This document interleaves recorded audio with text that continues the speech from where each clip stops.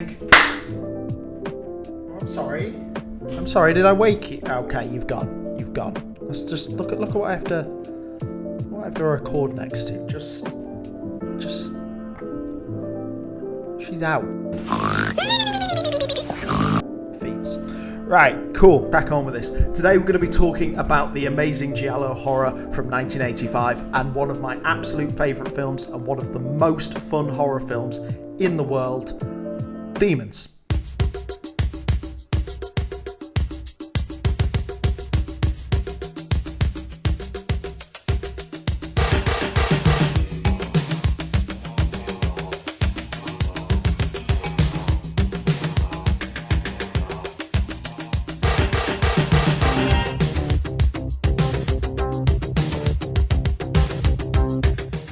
So Demons from 1985, or in its original Italian, Demoni, is a film directed by Lamberto Bava and produced by legendary filmmaker Dario Argento, who you may know from things like Suspiria or Deep Red. It is such a fun film, and I think it is so underappreciated by not only the general movie-going public, but even big horror nerds like me who love stuff like this. If you love films like The Frighteners, if you love films like The Lost Boys, anything that has that quintessential 1980s horror feel, then you need to watch this film. So I'm going to start by giving a little bit of a summary about the film and a little bit of a history about Italian Giallo, because it's important to know. So for those who don't know, Italian Giallo originally comes from sort of pulp fiction back in the 1960s. It is a style that relies heavily on horror, on mystery, on murder, on crime, and things like that. Giallo literally means yellow in Italian, and this comes from the covers of the books that they were sold in that eventually developed and were adapted into some of the more classic pieces of Italian horror cinema. These books influenced a lot of the younger directors as they were growing up, and eventually their thriller horrors emerged in the 1960s, 70s to create this unique horror, mystery, crime blend. Typically, these films use real striking visual styles with fantastic use of colour. Anyone who has seen Suspiria, which is probably the most famous example of this, it uses those real striking shadows and colours, a lot of angular edges. You can see the influence of sort of German expressionist films like The Cabinet of Dr. Caligari in there. You know, they use these sort of colours and shadows to create a unique dreamlike atmosphere, and its extensive use of non-realistic colours. It's not focused on providing a realistic portrayal of literally anything. It is about creating artistic environment and feeling using shadows and colours. I love Giallo. It's something I've gotten so much into over the last few years, and it's a really underappreciated sort of part of film. I think it's something that every horror fan, but even just people who are film nerds, should go out and watch some. Watch the worst ones. Watch the ones that have like a 1% on like Letterboxd or whatever, because sometimes they're really good. And Demons is one of those that I found completely by accident. It is a pretty famous film, but as I was going through these films, it's something that I came across and decided to watch. And it holds up so well within the Giallo sort of lexicon. It's striking visual style, its use of colours, its amazing transformation sequences, its use of amazing practical effects to create real sort of gore is just amazing. It's surreal, it's odd, it's just really fun. And I see Demons as a culmination of 1980s Giallo. Obviously, the 70s and the 60s, like a lot of 70s filmmaking, was kind of dirty and gross, where a lot of the 80s stuff is more kind of fun and you're just enjoying yourself. And that's why I see this. It's a film you should sit down and just watch. Expect to go into it and take the mick out of it. The acting isn't going to be great. It's going to be weird, but it's got an absolutely banging soundtrack. You know, you've got music from Billy Idol, you've got Motley Crue, you've got Saxon, you've got this great original sort of synth tracks. It is so 80s and it is brilliant. So let's actually talk about the film. It was shot in West Berlin in the 1980s, and it really feels 1980s West Berlin. See all these old cars in the opening, they're on the subway at various points. But one of the odd things about this film is obviously it was shot for an Italian audience and originally released in Italy by Italian directors and producers. That said, though, I believe a lot of the actors are either English, American, I think some are German. And because of this, there seems to be a mix of languages spoken during filming. Obviously, when you watch it with a dub or with subtitles, it's not noticeable because there's lots of voiceover in this. But there's certain actors who are, who are Italian, speaking English, but clearly that English maybe is not particularly well dictated or enunciated, and because of that they're voiced over, which is this really weird feeling. Particularly one of the boyfriend characters, he looks like he should be on a moped eating a pizza and telling me I'm ordering coffee wrong. He is speaking perfect English and there's just something like slightly off about his mouth movements. Is really weird. Hey, I thought you said you just hate to miss the start of a movie. I think they do so much with this film because of their filmmaking prowess, you know what I mean? This film had a relatively modest budget of about 1.8 million. To compare it to another sort of classic 1980s horror film, The Return of the Living Dead had about 4 million. Now, I think this film does so much with so little. Its use of shadows and amazing set pieces. You can tell that the budget was put into places where it mattered and maybe skimped on a few corners in various areas. I think the fact it's shot in one location, this sort of decaying theatre, is such a great way of making an effective use of the budget. On top of that, the special effects are so good. I think it has one of the best transformation scenes in cinema, on par with American Werewolf in London. However, it does get a little goofy, but we'll get into that. They had the special effects were handled by a guy called Sergio Ciavallati, who also worked on several of Argentina's other films, including opera. Things like the demonic eyes glowing effect was created where they were wearing like reflective paper over the eyes to create that glowing effect. Obviously now it would just be done in post, but at this point it was just done in a practical and effective way, and I think that's because Giallo has this real great use of light and shadow that is so effective. So the film starts in the Berlin subway with our two main characters, two students, Natasha Hovey, who plays Cheryl, and Paula Cozy, who plays Kathy. Now these two are approached by a random weird mysterious dude who reminds me of the guy from Charlie and the Chocolate Factory, and gives them a free ticket to the cinema to go and see a film. And I trust that man. Like, he looks trustworthy, doesn't he? It's fine. You can accept his things. So eventually they make it to the cinema, and it's this old crumbling cinema called the Metropole, which is in Berlin and still stands today and is very beautiful. But at this point for the film, it is a bit of a rundown cinema, you can clearly tell. In there they meet a whole bunch of super weird people. They obviously immediately get hit on by the most Italian looking man in the world and his friend, who seems like they're American, but again it's really weird in how it's shot and filmed. These two boys are called George and Ken. George becomes quite important later and has probably the most badass scene in cinema history.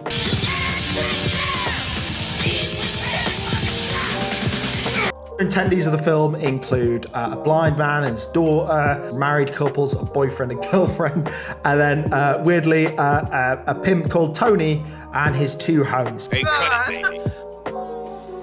Ow! Who's that? One called Rosemary. So Rosemary is in the lobby with the pimp and hoe number 2, who will remain unnamed because I can't find it. And they see a mannequin with a mask on that also has a motorbike with a samurai sword. And Rosemary takes this and tries it on. She lightly scratches her face, and she's an idiot. Don't touch stuff. Don't touch stuff. So they head into the cinema and start watching a real 1980s B horror movie about a bunch of teenage kids who are searching the grave of 16th century fortune teller Nostradamus, who is famous for getting absolutely nothing right and just complete and utter luck, and conspiracy theorists use him because they're idiots. When they sort of dig up Nostradamus's coffin, they find a book that contains pictures of the mask and the mask itself, the same one that we've seen in the lobby that Rosemary scratched her cheek with. Rosemary's face won't stop bleeding, so she heads to the bathroom and pops the biggest pimple in the world, and honestly it's gross. It reminds me of my teenage years, and that's not good at all. Eventually, hoe number 2 is sent to the bathroom to go on check on Rosemary, and as she enters, she's doing her best Michael Jackson in Thriller impression and spins around with a bunch of Shrek's cum in her mouth. So hoe number 1 scratches hoe number 2 as she is being infected by the demons. She runs out and heads to the back of the cinema, and unfortunately, because of the screams in the actual film, she can't be heard by the rest of the audience. As this is happening, the blind man's daughter just abandons him and goes and starts making out with some random dude in the back. Rosemary comes sneaking up behind them and gives the man his best David Carradine impression by helping him along a little bit with that necktie. Obviously, the second woman is then attacked, and people start to figure out what's going on. Eventually, hoe number 1 comes breaking through the screen and is cut up by the demon. Everyone's like kind of in a bit of shock because they don't know what's happening, and this is where we lead to the first transformation and these sort of amazing special effects that you get. Honestly, the fingers, the nails coming out is absolutely so creepy, and then her teeth start getting pushed out and like fangs come through, and it's some of that teeth and fingers, especially almost like bones coming out of the end of your fingers, is just gross. So she is now a super creepy demon, and these effects, like I love sort of that really super bright red like blood that they had in 80s films. It looks so fake, but it also looks so cool. She shoots out like a massive long tongue and starts wiggling it towards people, which is just fucking weird. So eventually chaos just starts breaking out, and people's necks are getting ripped off and weird stuff's happening. The blind man eventually is grabbed, basically has his eyes ripped out, which I feel like is, you're a jerk. He's already got, like, come on. And again, these special effects are so gory, I don't think I'll be able to show a lot of it in this actual YouTube video. So everyone starts running, and eventually they make their way to the entrance and start trying to open the doors, but they are locked, and eventually they rip them apart like a Black Friday sale and find that there is bricks behind there. They've literally been sealed in the cinema. And I know this is a bit of a cliche at this point, but it does feel like the cinema itself is infected. It feels like a character in its own right, that it is part of this demonic possession.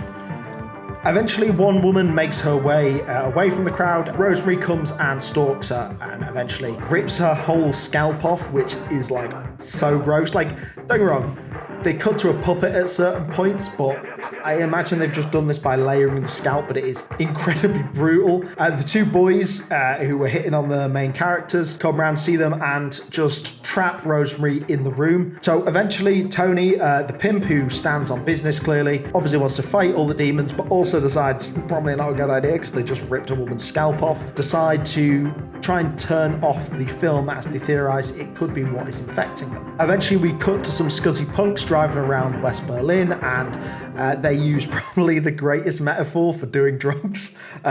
It's like so stupid. They're just snorting out of a Coke can, but fair play to them. I think that's funny.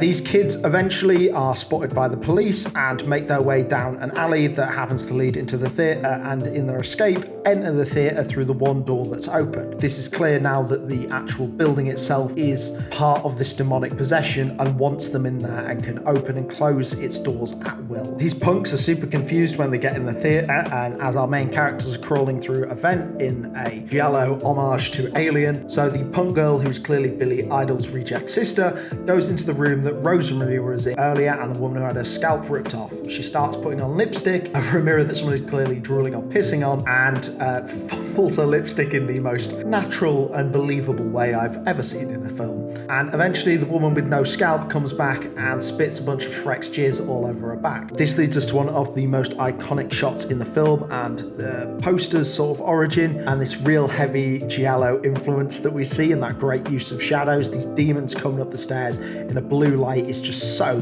cool, and that use of reflective paper on the eyes creates this really unique element that I think is so beautiful. So eventually our four main characters make it to the lobby after escaping a few demons, blockading a few doors, etc.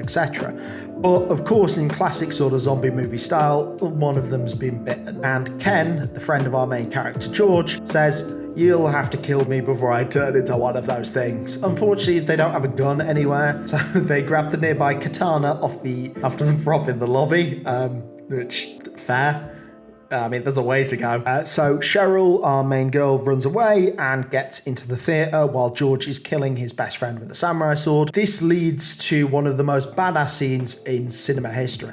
This is the point that I said, badass, hell yeah, brother, and let's go about 40 times because it is the coolest scene in cinema. George mounts the motorbike and some like cool 1980s music, drives around, slicing the heads off demons while riding a motorbike in a theatre. I think that might be the coolest thing anyone's ever done. Like, it is pure 80s, it is pure silly, and I absolutely adore it. It sets off my smooth 8 brain in the, that's cool, that's cool, man. And as he's chopping them around, we just get some really cool visual lights. And like, he kind of just, it's like anyone who's played Dead by Daylight will know exactly what he's doing. He's just looping all the killers the entire time. Eventually, after killing all the demons and generally looking like a badass, a random helicopter clashes through the roof. I think I missed something in this, and I'm not quite sure why that happens. Unfortunately for George and Cheryl, demons start surrounding the helicopter, but of course, as is standard in all helicopters, as you all know, there's a grappling hook. If you guys didn't know there was a grappling hook in helicopters, then you're an idiot. Like, clear, that's obvious. There's always a grappling hook. I need to check that one. Eventually, so they grapple up the grappling hook up to the top, and they find the guy who handed out the tickets earlier, who was clearly the big boss demon, with half a face a la Terminator style.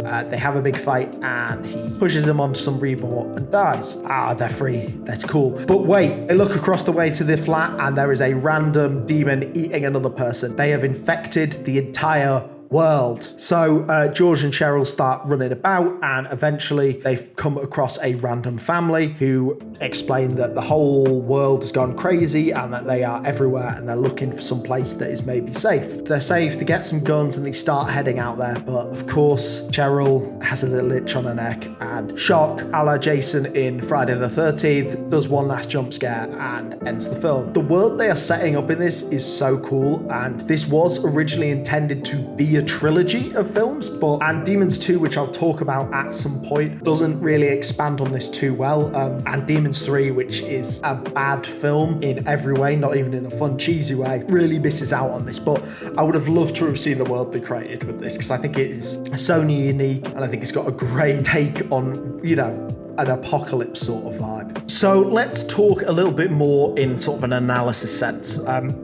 I can talk about the reasons why I love this film, and I think to anyone who's watched it, they'll know why they love it. It's visually stunning. It's just fun. It's a fun film. It doesn't take itself necessarily too seriously. It tries to create striking visual elements, as I've said, using sort of those Giallo styles in terms of shadow and lighting. It has amazing special effects that I think are severely underrated. And honestly, it's just a straightforward, great horror film. But that said, if we want to analyze it a bit further, it can function as a straightforward horror film, but it's also kind of a meta commentary on the genre itself. You know, its aspects in terms of this film that they are watching, being a self-reflective nature of what is happening in the events of the real film, blurs the line of fact and fiction for the people within this theatre. You know, it's a meta-cinematic approach that heightens the tension, but also invites the viewer to reflect on their own relationships with cinema. You know, the special effects in this film are an absolute standout feature. You know, it makes extensive use of real makeup, and it's not technical, it's not cutting edge, it's just really, really well done for a film that you wouldn't expect to be so good. And I think it sparingly uses its most effective moments during various transformation sequences. Like, musically, this is clearly influenced by bands like Billy Idol, by Motley Crue, by Saxon, and the soundtrack is absolutely ace. It's full of great energetic sort of rock for those punk guys. It's got a mix of sort of this great youth culture of the 80s, as well as Claudio Simatoni's original score with great use of synth that enhances the film's sort of atmosphere and drives the eerie soundscapes forward to create a brilliant, you know, atmospheric horror. I think in terms of its actual themes of the film, it can be seen as, a reflection on the nature of fear and our relationship with cinema, about, the breakdown of societal order. And I think that it's important to look at the spread of demonic infection within a theatre to be seen as a metaphor for the breakdown of society, the spread of fear and violence of your fellow man, and turning ordinary people into monsters. Obviously, a lot of us experienced what would be an infection or a contagion in the COVID pandemic a few years ago, but really in the context of the 1980s, it can be seen as an allegory for AIDS. And while I don't think the filmmakers intended this, I think it's important that a film like this clearly reflects societal fears of the 1980s. Unintentional infection can dehumanize an individual to a point that a head gets chopped off by a samurai sword while they're on a motorbike. I think it's a really famous thing in history where Princess Diana famously met an AIDS patient and then got on a motorbike and chopped off his head with a samurai sword, and that changed how people viewed these diseases back in the 1980s. I think it's a great example of Giallo horror, and I think it's something that is a real light introduction to the genre, because it is at first and foremost fun. And while I can overanalyze it as much as possible because it's one of my favorite films, I think the intention of this film set out was to thrill, provide just an entertaining experience for everyone involved. Now, Demons is one of my absolute favorite films and I adore it so much. I'm going to continue talking about films that I just like on this channel. Everything from other Giallo films that I think are underappreciated to maybe some retrospectives on other horror films. If you've seen Demons, tell me what you think in the comments. Honestly, it's a film that you guys should absolutely watch and is a brilliant piece of cinema. Thank you for joining us here at So It Goes Productions, and I hope you enjoyed the video. Please like and subscribe. Feel free to click on the playlist in the video to continue with the rest of the series. And thank you for watching.